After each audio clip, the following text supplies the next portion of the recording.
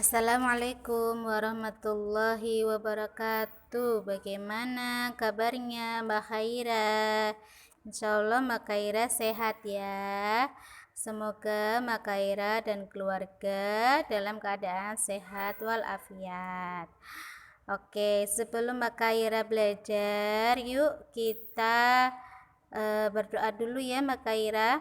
A'udzu billahi minasyaitonir rajim. Bismillahirrahmanirrahim. Raditu billahi rabba wa bil islami dina wa bi Muhammadin nabiyya wa rasula. Rabbi zidni ilma warzuqni fahma wa amalan mutaqabbala. Rabbi syrah li sadri wa yassir li amri wahlul 'uqdatam min lisani yafqahu qawli. Allahumma alhimni rusydi wa a'idhni min syarri nafsi. Alhamdulillah, tadi Mbak Khaira berdoa dulu ya sebelum belajar supaya nanti Mbak Khaira selalu diberi kemudahan dalam belajar. Nah, untuk hari ini ya sebenarnya kemarin ya Mbak Khaira, cuman karena kemarin Ustazah ada halangan, jadi pembelajaran darinya Ustazah berikan hari ini. Nah, untuk hari ini Mbak Khaira belajar pembelajaran 3 ya. Masih di tema 1, subtema 2, pembelajaran 3. Nah, di sini ayo mengamati ya cara membaca yang tepat. Nah, bagaimana sih cara kita membaca yang tepat? Yang pertama yang perlu diperhatikan adalah posisi duduknya ya. Posisi duduknya dan posisi matanya kita ya. Mata adalah panca indera kita yang berguna untuk melihat. Maka dari itu kita harus selalu menjaga mata kita agar tetap sehat. Salah satunya dengan posisi duduk yang tepat saat membaca ya. Seperti yang ada di gambar halaman 51. Di situ posisi duduk yang tepat adalah posisi duduk yang tegak dan jarak matanya juga dicarakin ya dengan ukuran kurang lebih 30 cm antara jarak mata dengan jarak buku. Oke. Nah, lalu dalam membaca anak-anak selain duduknya harus tegak, posisi jarak antara mata dan buku itu kurang lebih 30 cm. Selain itu anak-anak juga tidak boleh membaca sambil tiduran ya. Mbak Khaira kalau sambil tiduran membacanya tidak boleh ya, karena bisa merusak kesehatan mata ya. Terlalu dekat tidak boleh, terlalu jauh juga nanti juga mengakibatkan pusing ya. Jadi jaraknya yang normal dan tidak boleh sambil tiduran ya. Oke.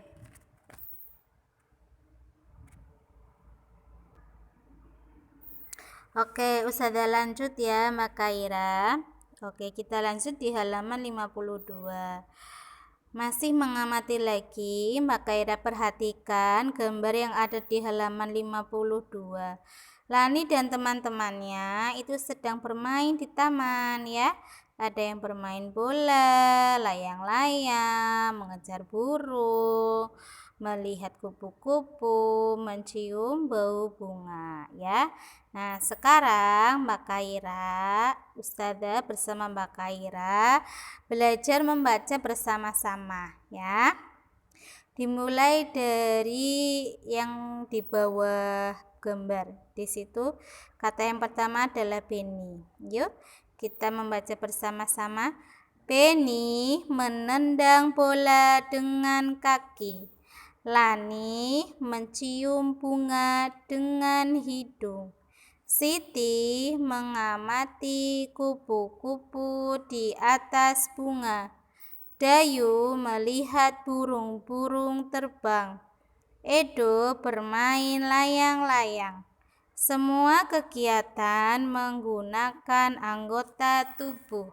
Nah, di situ Mbak Kaira bisa melihat ya bahwa Benny menendang bola menggunakan kakinya.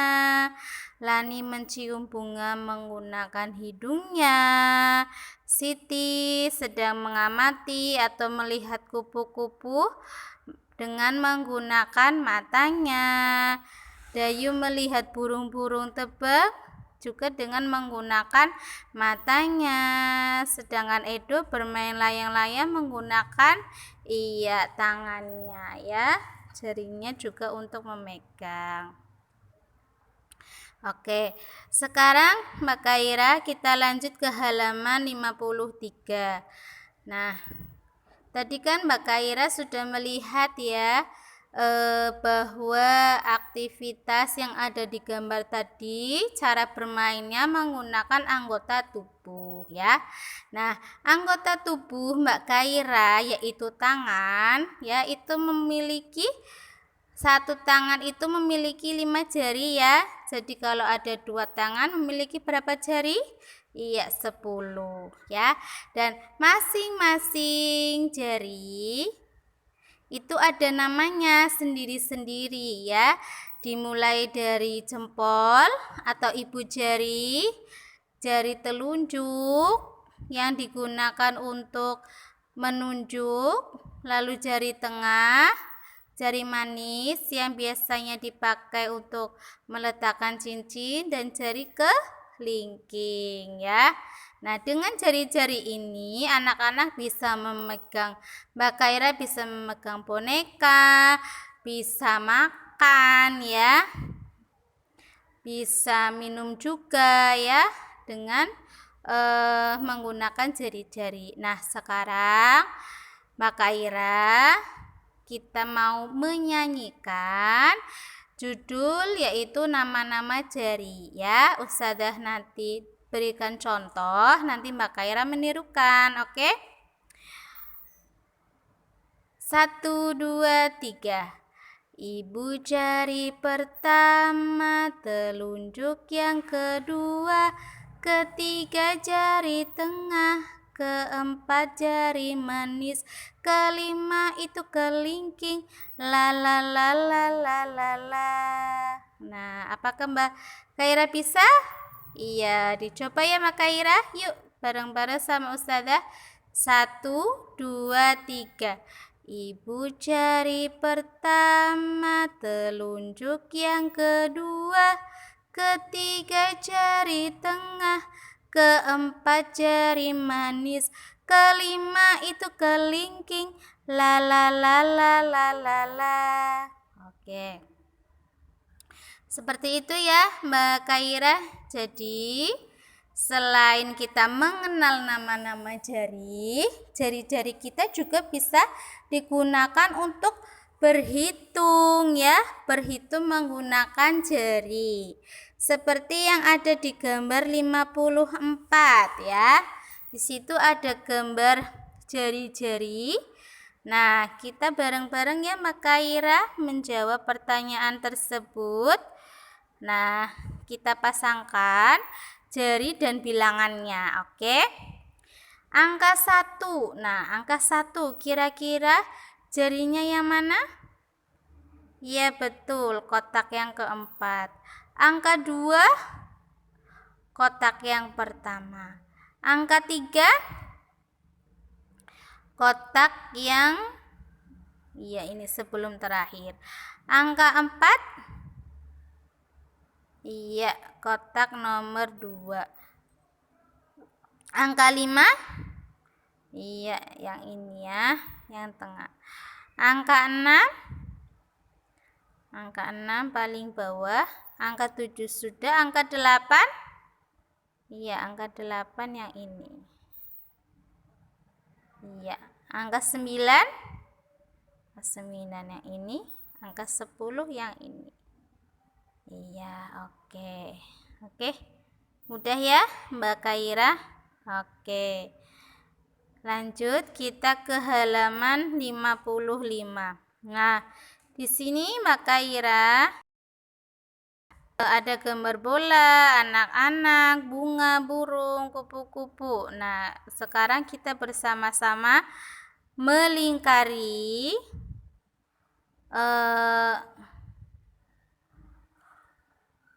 bilangan yang sesuai dengan jumlah benda yang ada di gambar tersebut. Bola. Nah, bolanya ada berapa itu? Iya, betul. Bolanya ada 1. Kasih tanda centang. Oke, 1. Lalu, anak-anak yang sedang bermain, kotak yang kedua. Ada berapa anak? Betul, ada 5 anak. Kotak yang ketiga, anak perempuannya ada 3 anak. Kotak yang keempat, mataharinya ada? Iya, betul, 9. Kotak yang kelima, burungnya ada 8. Kotak yang keenam, ada berapa kupu-kupunya? Oke, betul, 6. Nah, seperti itu ya Mbak Kaira, jadi bisa dihitung ya sesuai gambarnya. Dan berhitung juga bisa menggunakan jari. Oke, sekarang kita lanjut ke halaman 56.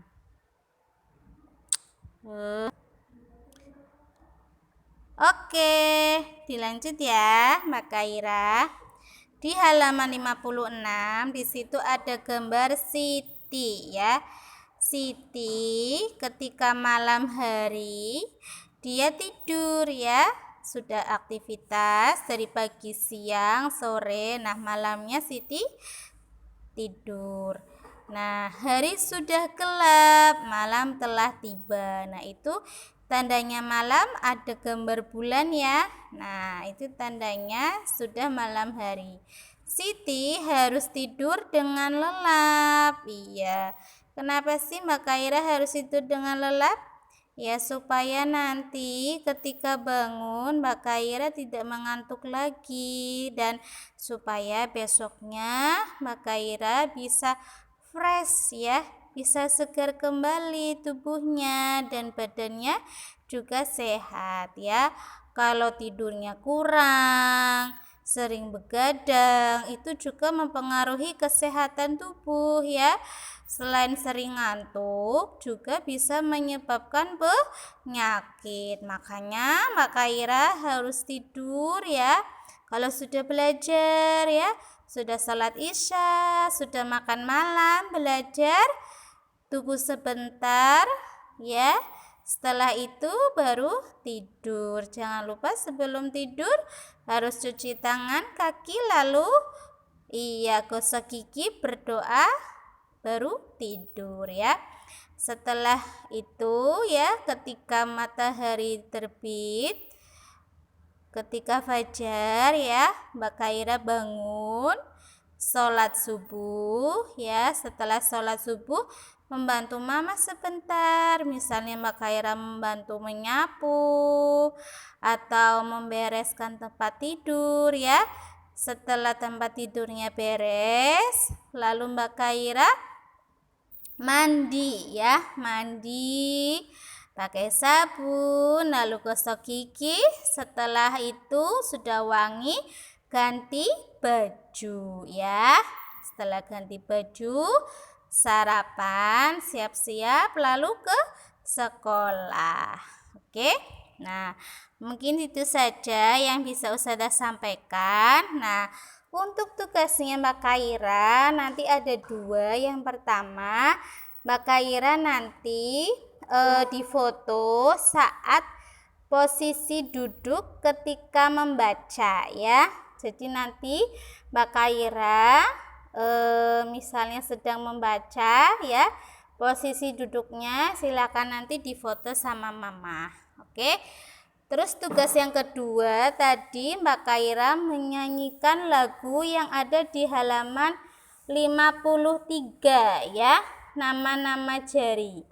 Ibu jari pertama, telunjuk yang kedua, ketiga jari tengah, keempat jari manis, kelima itu kelingking, la la la la la la la. Oke, itu aja ya Mbak Khaira. Jadi ada 2 tugas. Yang pertama, kirimkan foto ketika posisi duduk yang tepat saat membaca. Tugas yang kedua, Mbak Khaira menyanyi sambil mengenal bilangan menggunakan nama-nama jari ya. Oke. Mungkin itu saja yang bisa Ustazah sampaikan. Selalu jaga kesehatan Mbak Khaira. Sebelum Ustazah akhiri, kita membaca doa penutup majelis. Subhanakallahumma wa bihamdika asyhadu alla ilaha illa anta astaghfiruka wa atubu ilaik. Wassalamualaikum warahmatullahi wabarakatuh.